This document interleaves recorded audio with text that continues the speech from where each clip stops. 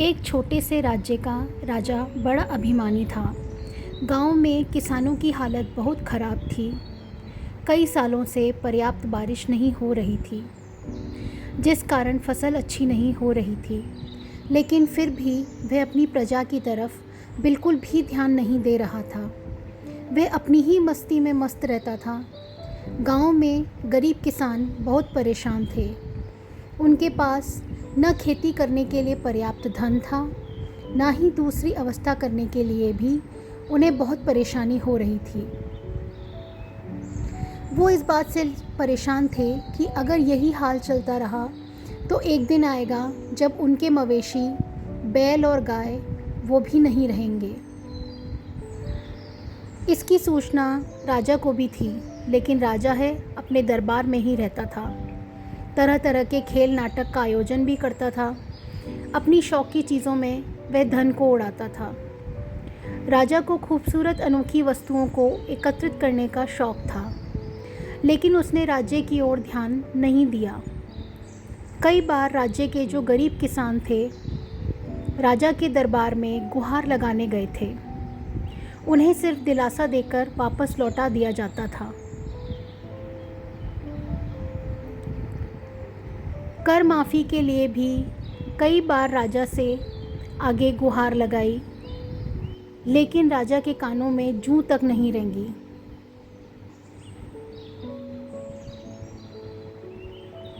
गांव में एक बुज़ुर्ग थे। उनका कहना था कि वे ऐसे किसी एक व्यक्ति को जानते हैं जो कि बहुत समझदार और चतुर है।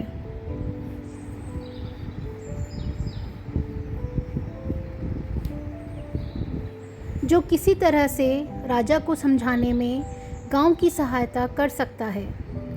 उस बुजुर्ग व्यक्ति ने उस बुद्धिमान व्यक्ति का पता लगाया। उस बुद्धिमान व्यक्ति के पास पूरा गांव गया।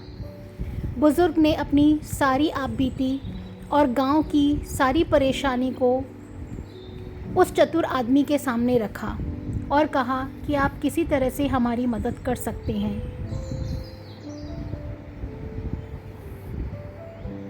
राजा हमारी एक भी बात सुनने को तैयार नहीं है। राजा हमें उपयुक्त धन देना तो दूर, हमारा कर भी माफ़ नहीं कर रहा है। बुद्धिमान व्यक्ति ने गांव की हालत को देखते हुए, किसानों के मुरझाए हुए चेहरे को देखते हुए कहा कि ज़रूर मैं तुम्हारे साथ में जाना चाहूँगा और तुम्हारी मदद करूँगा। वह व्यक्ति गांव में आया और राजा से मिलने की इच्छा जाहिर की। राजा ने पहली बार उससे मिलने से मना कर दिया।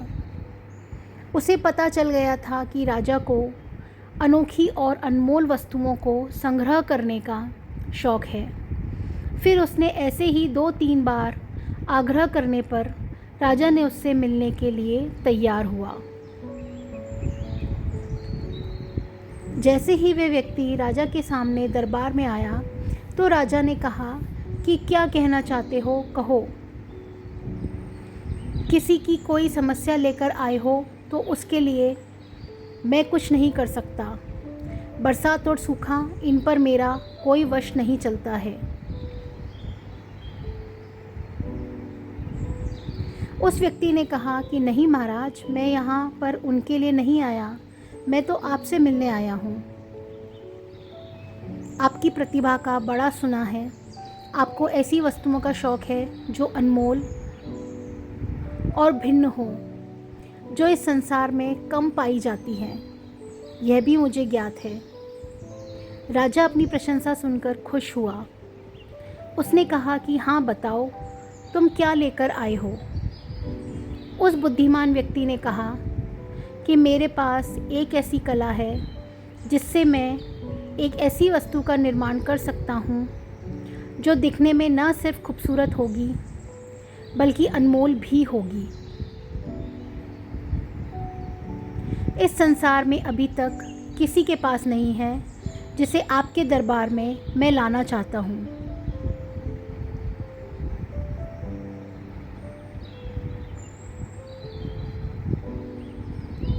राजा ये सुनकर बहुत खुश हुआ। उसने कहा कि कहाँ है वह वस्तु, तुमने उसका ऐसा वर्णन करके मेरी जिज्ञासा को बढ़ा दिया है। व्यक्ति ने कहा कि उनके निर्माण का ज्ञान उसे एक सिद्ध पुरुष ने बताया था, लेकिन मैं उसका निर्माण नहीं कर सका। राजा ने कहा कि क्यों नहीं कर पाए? व्यक्ति ने जवाब दिया, उसके लिए मेरे पास धन नहीं है। मैं चाहता तो किसी भी राजा के दरबार में जाकर मांग सकता था, लेकिन मैंने आपको चुना क्योंकि उसके पीछे भी एक कारण है जो मैं आपको अभी नहीं बता सकता।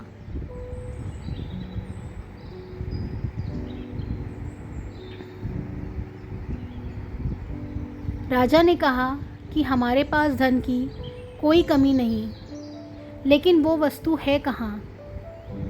व्यक्ति ने कहा, उसे निर्माण करने में 8 माह का समय लगेगा और उसकी विधि मुझे गुप्त रखनी पड़ेगी, वो मैं नहीं बता सकता। राजा के दरबार में थोड़ी खलबली मच गई और उन्होंने कहा कि यह व्यक्ति शायद झूठ बोल रहा है। उस व्यक्ति ने कहा कि नहीं महाराज, मैं सब सच कह रहा हूँ। मैं आपको एक ऐसी वस्तु का निर्माण करके दूंगा जिसका रहस्य सिर्फ मुझे पता है। वो आज तक इस संसार में ना कोई बना पाया है, ना कोई बना पाएगा, और वो सिर्फ आपके दरबार में होगी। 8 महीने के प्रयास से मैं उसे ला सकता हूँ।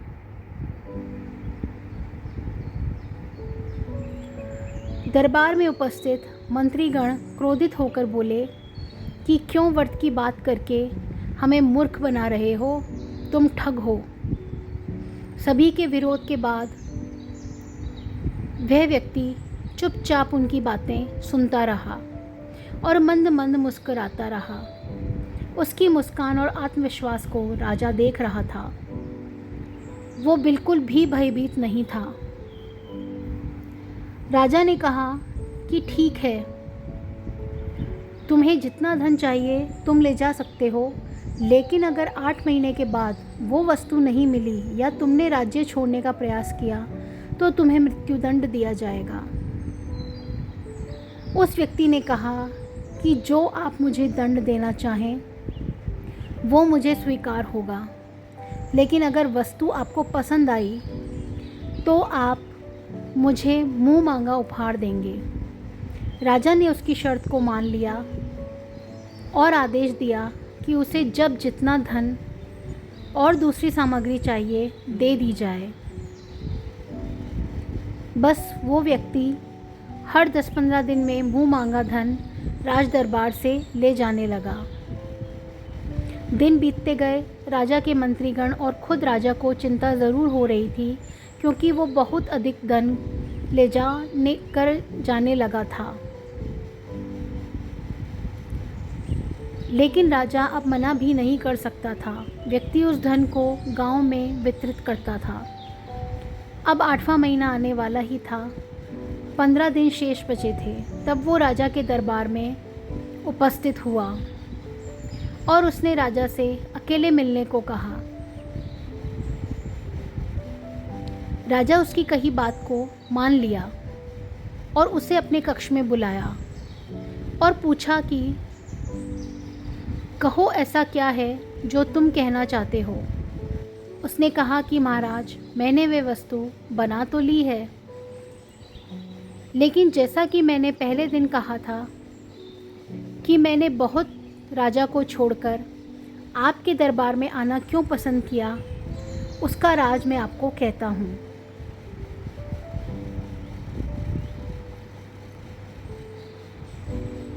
उस वस्तु के निर्माण होने के बाद मैं उसे देखने की कुछ शर्तें हैं कि वह वस्तु सिर्फ उन्हीं व्यक्तियों को दिखाई देगी जिसका मन निर्मल हो, जिसने कभी झूठ नहीं बोला हो, जो निडर हो,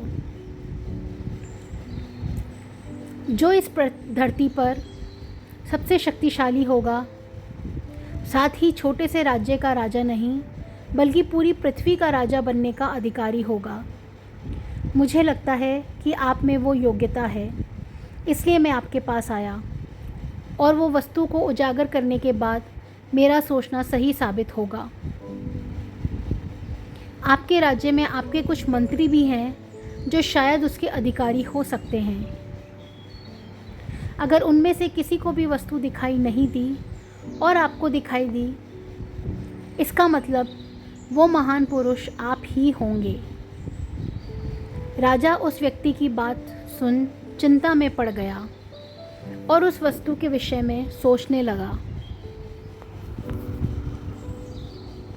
15 दिन के पश्चात वह युवक चांदी की थाल लेकर वापस आया।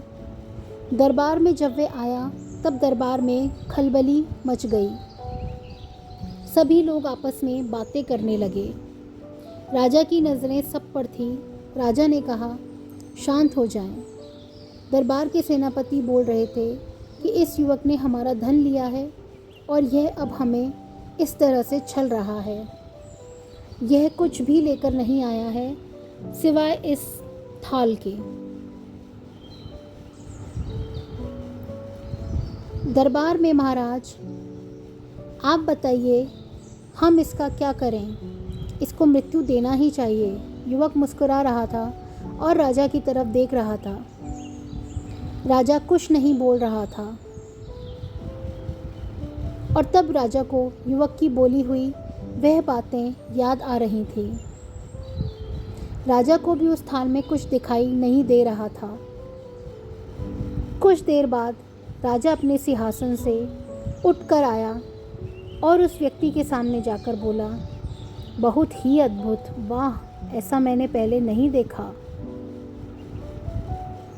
वह व्यक्ति बोला कि आप ही हैं इसके और इस धरा के अधिकारी, सबसे शक्तिशाली हैं। कृपया इसे ग्रहण करें और मुझे आज्ञा दें। राजा ने उससे खुश होकर उसे और धन दे दिया। वह धन ले जाकर उसने फिर से उन किसानों को दे दिया। किसानों को उस धन से बहुत सहायता हुई जो उसने 8 महीने के समय में दिए थे। साथ ही कुछ सालों का सूखा इस बार टूट गया और फसल भी ठीक हुई। इस तरह एक समझदार युवक ने रहस्यमयी चीज़ से राजा को सबक सिखाया और प्रजा का भला किया।